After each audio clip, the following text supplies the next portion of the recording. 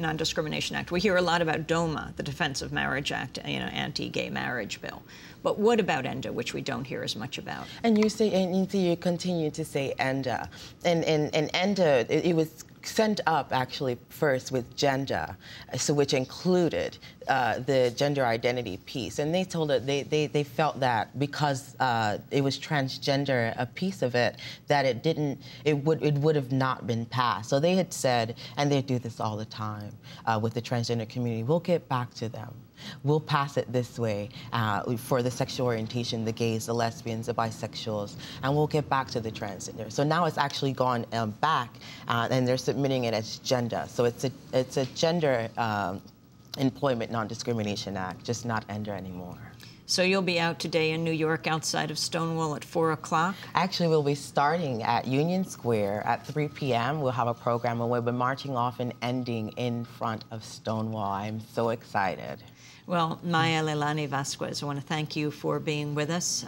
Transgender activist, works at Trans Justice Program at the Audre Lorde Project, a lesbian, gay, bisexual, two-spirit, trans and gender non-conforming people of color community organizing center in New York. This is the 5th annual Trans Day of Action for Social and Economic Justice. This is Democracy Now! We'll be back in a minute.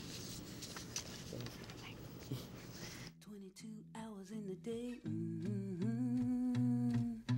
Well, then I could believe.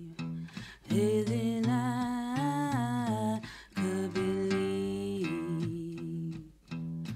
22 hours in a day. No, not 2 or 3. Hey, then I could believe.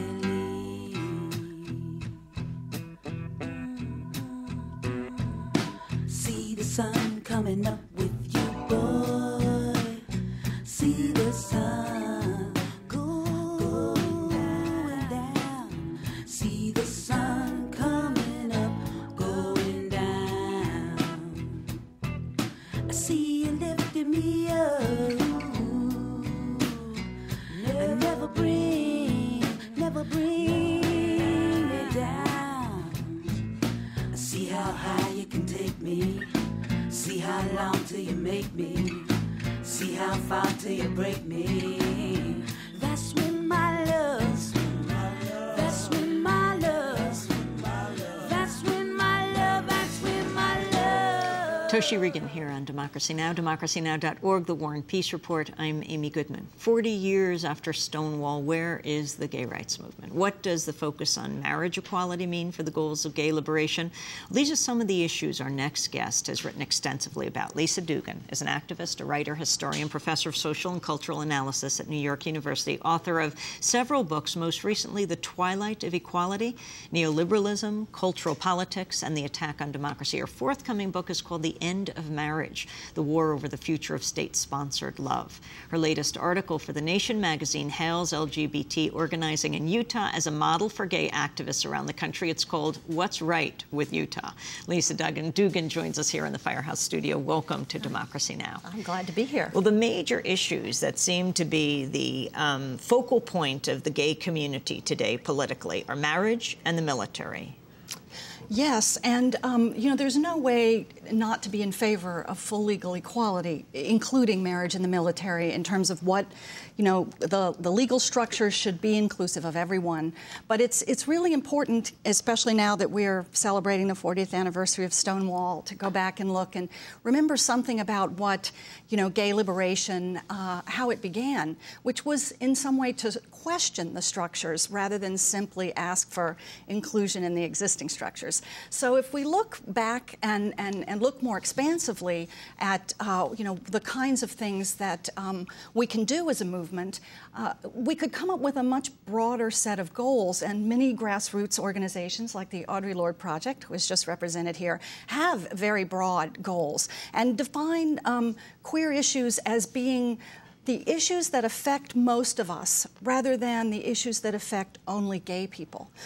So, for instance, healthcare and access to healthcare is a big issue for queer people. The access to homeless shelters that are queer-friendly is very important for queer youth. A very large proportion of homeless youth are LGBT. And what makes it queer-friendly?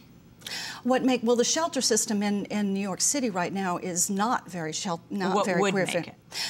Well, they're actually Queers for Economic Justice and the Audre Lorde Project have been working for a long time in a shelter project to try to create spaces for gender nonconforming people rather than having the strictly gendered and hostile, often very hostile environments that interrogate people about their gender, also prevent them from staying with partners who they are not married to.